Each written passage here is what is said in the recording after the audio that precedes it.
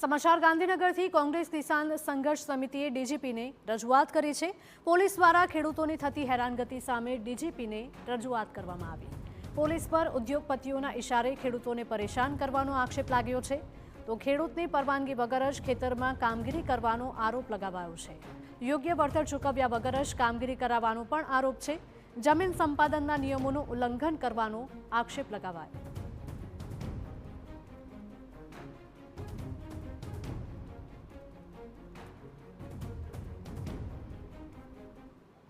High tension line नाख्या पछी पण जमीन यथावत करी देवानी के अंडरग्राउंड पाइप ले कर्या पछी पण एनी स्थिति जमीननी यथावत करी आपवानी ए पण एमां कायदामां जोगवाई छे।